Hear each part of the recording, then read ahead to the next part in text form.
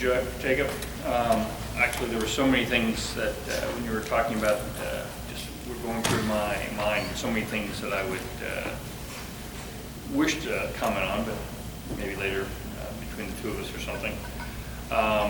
One of the most incredible things that, as I was listening to you, is just the idea of what I would consider familiar concepts. The body, fuel, move, rest, and give. And as you actually were talking about that, and especially maybe because you were talking about your son, it reminded me in the sense of the process of a child. In the sense of the beginning thing is connection. You connect with your parent. The next major thing as a child is that you need to be nurtured. You need food. You need substance in order to grow. And then what do you do with that food? Then you start moving around. And as you commented before, needing to be ready for when your child is running around, so the action aspect. Then of course what do we do now is that we need to have some sort of downtime. We need to have a period of time in which we can rest and recuperate. And then there does come that time when we have our child and they are giving back to us. The influence that they have in regards to us, and again, as you said before, the circle of life, so to speak, begins. So, as I said, there were a lot of things that kind of touched me. One of the other things that I was thinking about also was you had a story about your life beforehand, and I'm really, really glad that you continued on that journey and looked at what the next chapter was going to be, because it wasn't that dark and bleak thing that you had thought it was going to be originally. It ended up being that there were some other possibilities, that there was hope around the corner. And the last thing I was going to comment on is regards to the running, which I am not a runner, as you can probably tell. I do like the carbohydrates, but they're not functioning in the same way for me as they have been for you. Great success in regards to that. But the thing that you had mentioned before in regards to that is not looking too far behind, not looking too far ahead, but being present in the moment. And what I can say is that in regards to doing any kind of running or walking, if I'm not present, if I'm not focused on what I'm doing at the moment, I am subject to trip and fall. And feel like I'm not being successful. And I think that was one of the pieces that you had talked about in regards to being mindful of, yes, I am aware and conscientious of the past. I do have a goal or something to do in the future, but I have to be present. I have to know what I'm doing right now in order to be successful. So, if I just could ask for just another round of applause for Jacob Moore.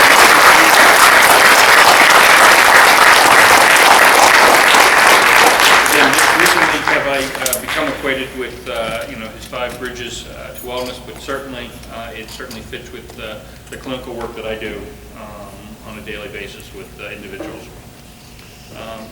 The next part of our program is a presentation of this year's Voice of Recovery Award.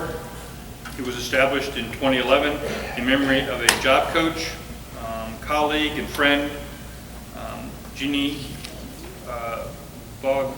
Bates, a strong advocate, collaborator, and team member who was respectful to all and honest in her communications. The award recognizes a mental health consumer, provider, or organization who embodies these qualities.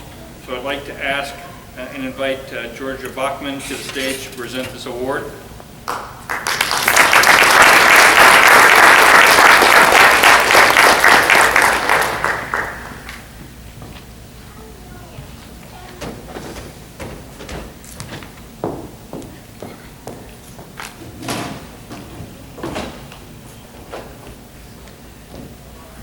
Good evening, everyone.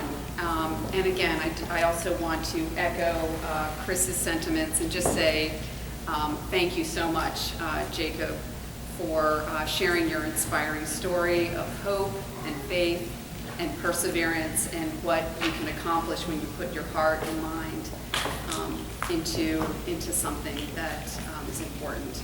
So, and this is a great segue for this award tonight. I'm very happy to be here this evening to present this year's esteemed Voice of Recovery Award. The Mental Health Awareness Event Committee created this award, as Chris mentioned, in honor of Jenny Vaughn Bates. I don't know, turn the lights down a little. Jenny served on the planning committee for several years until her death in 2010. She was a fierce champion for her clients. She was a job coach for Prince William Community Services and worked hard to help her clients reach mental health recovery and be successful in the community. Oh. There we go. Yep, that's much better. Jenny continues to be loved by many and is still terribly missed. The Voice of Recovery Award lives on in honor of Jenny, recognizing individuals or groups that make a difference for people living with serious mental illness in Prince William County. Every year, the Mental Health Awareness Committee seeks nominations for this Voice of Recovery Award, and since 2011, the committee looks for individuals or agencies who exhibit these characteristics: honesty, respect, collaboration, teamwork, and advocacy. Candidates can be consumers, providers, family members, and/or agencies who promote and facilitate mental health recovery. With that, I can say with full authority and wholeheartedness that this year's award winner exemplifies all of that and much more, to include kindness, warmth, perseverance, great humor, compassion, passion, and did I say perseverance? And most of all, a brilliant mind and a huge, huge heart for advocacy on behalf of the Recovery Committee. So without further ado, I am honored to present this year's Voice of Recovery Award to Prince William's very own Patricia, or as we call her lovingly, Pat Victorson. Pat is a former teacher, librarian, college administrator, and current community volunteer.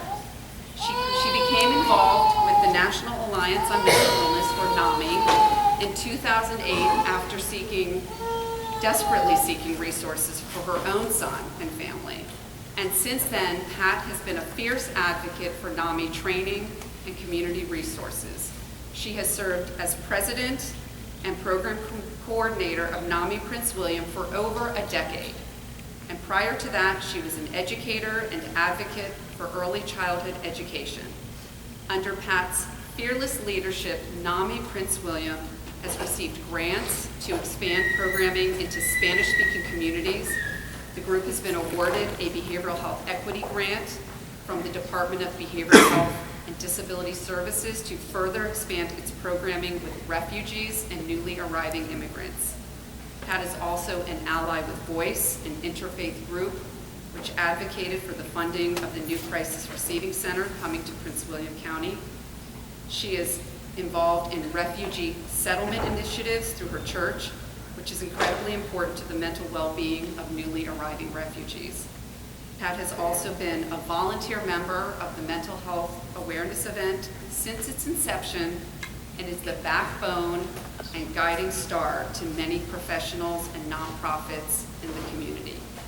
Please join me in congratulating Pat Victorson for being a true voice of recovery.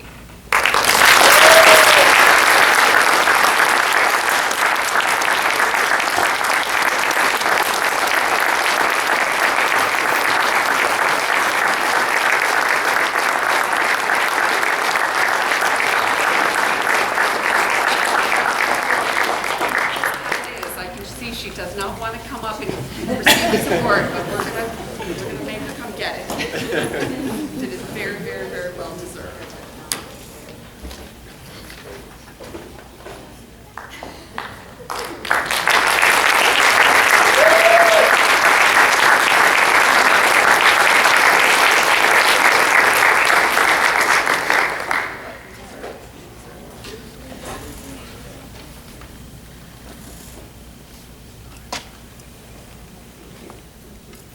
Pat, would you like to say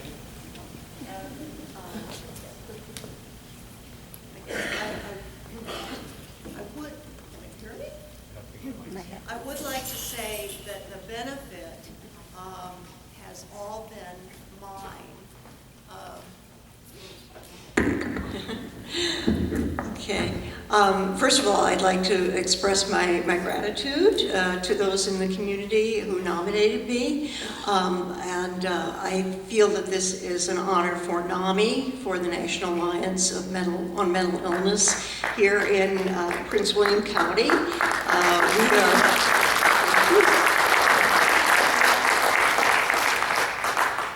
We are a volunteer-driven organization.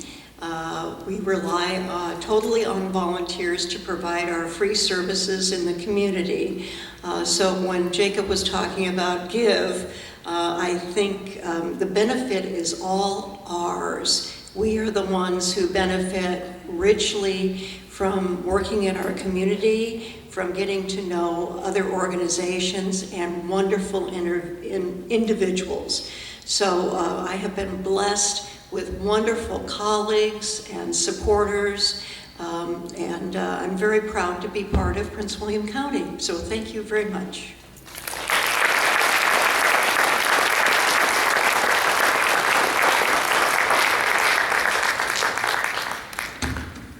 Thank you, Pat. Thank you, Georgia. We should also, at this point, thank the Mental Health Awareness Event Planning Committee for their hard work and dedication to pulling this day together to continue raising awareness of mental well-being and recovery. So please join me in a round of applause for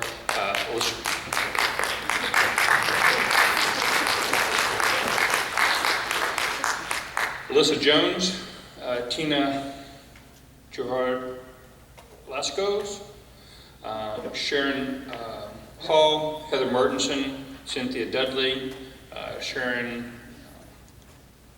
Rug, okay. Pat Dickerson, Allison Hammond, Jan Hawkins, Jessica Thomas, Allison Nee, and Angelica Bigsby.